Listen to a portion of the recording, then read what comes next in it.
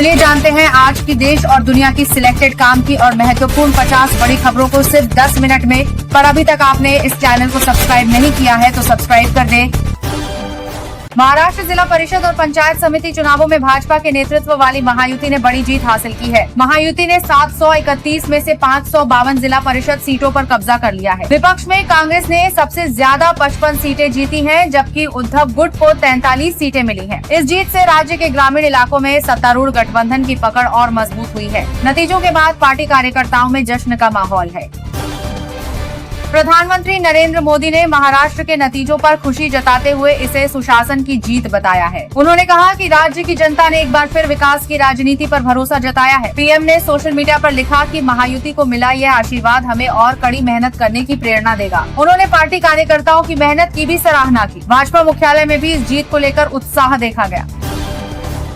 केंद्र सरकार ने नौकरशाहों ब्यूरोक्रेट्स के काम को परखने के लिए एक नया परफॉर्मेंस इवैल्यूएशन फ्रेमवर्क लागू किया है। अब वरिष्ठ अधिकारियों का मूल्यांकन फाइलों के मूवमेंट पर नहीं बल्कि जमीनी नतीजों मेजरेबल आउटकम्स पर होगा। खबर है कि केंद्रीय सचिवों को अब अपना इंडिविजुअल रिपोर्ट कार्ड दिया जाएगा। इस कदम का मकसद सरकारी योजनाओं को समय पर और प्रभावी ढंग से लागू करना है। प्रशासनिक सुधार की दिशा में इसे एक बड़ा कदम माना जा रहा है।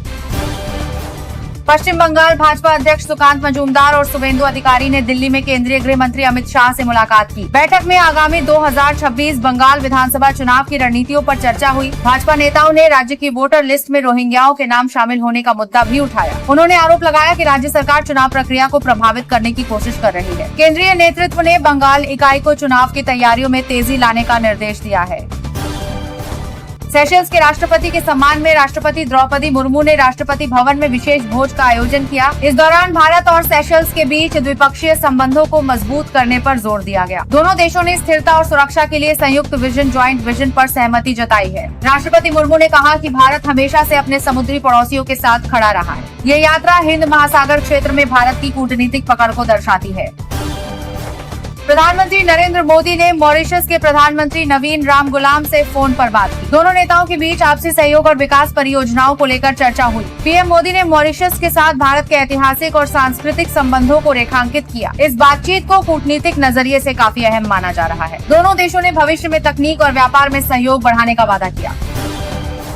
उत्तर प्रदेश के मुख्यमंत्री योगी आदित्यनाथ ने बोर्ड परीक्षाओं से पहले छात्रों के लिए एक खुला पत्र लिखा है। उन्होंने छात्रों को मोबाइल की लत और चाइनीज मांझे से दूर रहने की सख्त सलाह दी है। सीएम ने कहा कि चाइनीज मांझा न केवल खतरनाक है बल्कि ये राज्य में प्रतिबंधित भी है। उन्होंने छात्रों से अपील की कि वे अपना पूरा ध्यान पढ़ाई और सेहत पर लगाएं। सीएम का यह संदेश सोशल मीडिया पर तेजी से वायरल हो रहा है। महाराष्ट्र जिला परिषद चुनावों में खराब प्रदर्शन के बाद कांग्रेस ने अकेले चलने के संकेत दिए हैं। पार्टी सूत्रों के मुताबिक कांग्रेस भविष्य के स्थानीय चुनावों में महाविकास अघाड़ी से अलग होकर लड़ सकती है। कांग्रेस नेताओं का मानना है कि गठबंधन के बावजूद उन्हें ग्रामीण क्षेत्रों में अपेक्षित सफलता नहीं मिली। पार्टी अब अपने संगठन को जमीनी स्तर पर दोबारा खड़ा करने की योजना बना रही है। इस फैसले से राज्य के विपक्षी गठबंधन में नई हलचल मच गई है। जन स्वराज पार्टी के प्रमुख प्रशांत किशोर ने बिहार में अपनी नई यात्रा की शुरुआत कर दी है। 2025 के विधानसभा चुनावों में करारी हार के बाद ये उनका पहला बड़ा राजनीतिक कदम है। प्रशांत किशोर ने कहा कि वे हार से निराश नहीं हैं और जनता के बीच जाकर फिर से काम करेंगे। उनकी इस यात्रा का मकसद पार्टी के निराश कार्यकर्ताओं में नया जोश भरना है। वे मुख्यमंत्री महिला रोजगार योजना की खामियों को भी जनता के सामने उठा रहे हैं।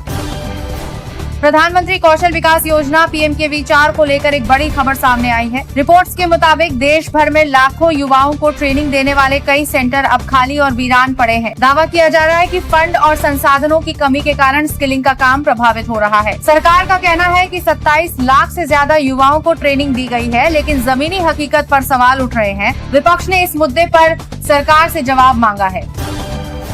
कांग्रेस सांसद राहुल गांधी का यूएई के छात्रों के साथ बातचीत का एक वीडियो चर्चा में है। उन्होंने जेनजी को सलाह दी कि जीवन कभी भी एक सीधी रेखा में नहीं चलता। राहुल ने कहा कि सफलता के लिए लचीलापन, फ्लेक्सिबिलिटी और दृढ़ता सबसे जरूरी है। उन्होंने छात्रों से कहा कि समाज के लेबल्स की परवाह किए बिना अपनी सच्चाई पर टिके रहें। ये वीडियो सोशल मीडिया पर युवाओं के बीच काफी शेयर किया जा रहा है।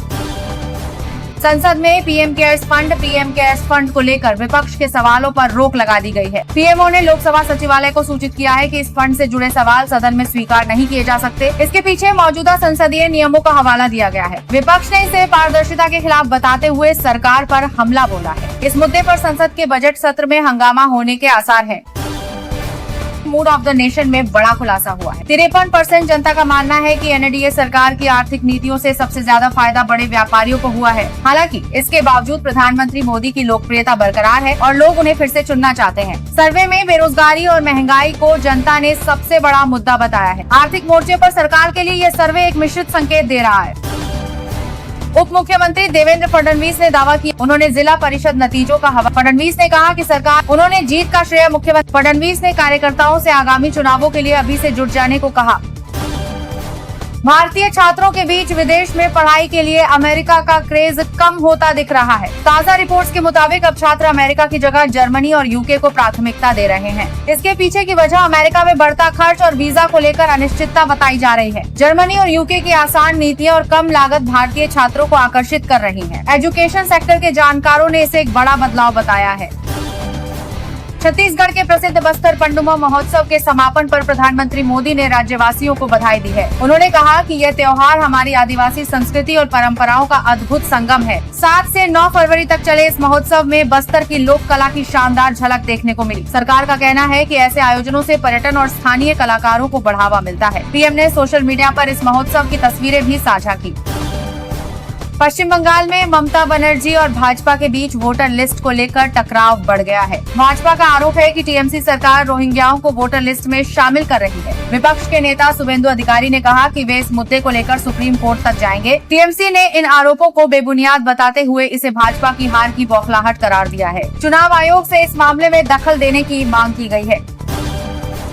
रेलवे सुरक्षा को लेकर सरकार ने कवच प्रणाली और एआईआई के इस्तेमाल पर जोर दिया है। सरकार ने घोषणा की है कि रेलवे इंफ्रास्ट्रक्चर को सुरक्षित बनाने के लिए नई तकनीक का विस्तार किया जाएगा। इंडिया एआई स्टैक के जरिए रेलवे के संचालन में सुधार लाने की योजना है। रेल मंत्री ने कहा कि यात्रियों की सुरक्षा सरकार की सर्वोच्च प्राथमिकता है। आने वाले दिनों में कई बड़े रूटों पर कवच सिस्टम पूरी तरह लागू हो जाएगा। बिहार के पूर्व उप मुख्यमंत्री तेजस्वी यादव ने भाजपा की जीत को धनतंत्र की जीत बताया है। उन्होंने आरोप लगाया कि एनडीए ने चुनाव जीतने के लिए 40,000 करोड़ रुपए पानी की तरह बहा दिए। तेजस्वी ने कहा कि हमारी हार जरूर हुई है, लेकिन हमारा हौसला नहीं टूटा है। उन्होंने दावा किया कि जनता जल्द ही इस सरकार की असलियत समझ जाएगी। जेडीयू ने तेजस्वी के बयानों को खिसियानी बिल्ली खंभा नोचे जैसा बताया है। सुप्रीम कोर्ट ने जन स्वराज पार्टी की उस याचिका को सुनने से इनकार कर दिया है जिसमें बिहार चुनाव नतीजों को चुनौती दी गई थी। कोर्ट ने कहा कि पार्टी को अपनी शिकायतों के लिए पटना हाई कोर्ट जाना चाहिए। प्रशांत किशोर की पार्टी ने चुनाव में आदर्श आचार संहिता के उल्लंघन का आरोप लगाया था। कोर्ट के इस फैसले से जन स्वराज पार्टी को बड़ा कानूनी झटका लगा है। पार्टी अब हाई कोर्ट में जाने की तैयारी कर रही है। महाराष्ट्र में एकनाथ शिंदे की शिवसेना ने उद्धव ठाकरे गुट को ग्रामीण चुनावों में पछाड़ दिया है। शिंदे गुट को 162 सीटें मिली हैं, जबकि उद्धव गुट 43 सीटों पर सिमट गया है। राजनीतिक विश्लेषकों का मानना है कि असली शिवसेना की लड़ाई में अब शिंदे गुट का पलड़ा भारी हो गया है। शिंदे ने इसे बाल ठाकरे के विचारों की जीत बताया है। उद्धव गुट ने आरोप लगाया है कि सरकारी मशीनरी का दुरुपयोग किया गया है। भारत और अमेरिका के बीच हुए अंतरिम व्यापार समझौते ट्रेड डील पर राजनीति गर्मा गई है। राहुल गांधी ने इसे भारत के हितों के साथ समझौता बताया है और पीएम पर दबाव में काम करने का आरोप लगाया है। सरकार का कहना है कि इस डील से एमएसएमई और किसानों को नए बाजार मिलेंगे। वाणिज्य मंत्री पीयूष गोयल ने कहा कि इससे लाखों नई नौकरियों के अवसर पैदा होंगे। संसद में भी इस मुद्दे पर तीखी बहस होने की संभावना है। प्रधानमंत्री मोदी ने संस्कृत सुभाषितम साझा करते हुए धरती माता के संरक्षण का संदेश दिया है। उन्होंने श्लोक के जरिए बताया कि हमें प्रकृति से जो संसाधन मिलते हैं उनका सम्मान करना चाहिए। पीएम ने कहा कि विकसित भारत के निर्माण के लिए पर्यावरण की रक्षा अनिवार्य है। यह संदेश उनके लाइफ मिशन का ही एक हिस्सा है। सोशल मीडिया पर लोग इस सांस्कृतिक संदेश की काफी सराहना कर रहे हैं। यूक्रेन के ऊर्जा ग्रिड पर रूस ने अब तक का सबसे बड़ा हमला किया है। खबरों के मुताबिक रूस ने 70 मिसाइलें और 450 ड्रोन दागकर कई शहरों की बिजली गुल कर दी है। कीव और खार्किव जैसे शहरों में लोग भीषण ठंड में बिना हीटिंग के रहने को मजबूर हैं। भारत ने इस हमले पर चिंता जताते हुए शांति और कूटनीति की अपील दोहराई है। वैश्विक स्तर पर तेल की कीमतों में भी इस तनाव के कारण उछाल देखा जा रहा है। दिल्ली में भाजपा ने अपने संगठन को चुस्त दुरुस्त करने के लिए बैठकों का दौर शुरू कर दिया है। पार्टी हाईकमान ने दिल्ली के नेताओं को निर्देश दिया है कि वे केंद्र की योजनाओं को घर घर तक पहुंचाएं। आने वाले निगम चुनावों और स्थानीय मुद्दों को लेकर रणनीति तैयार की जा रही है। भाजपा का फोकस झुग्गी झोपड़ी क्लस्टर्स और अनधिकृत कॉलोनियों पर है। विपक्ष ने इसे भाजपा का डैमेज कंट्रोल एक्सरसाइज बताया है।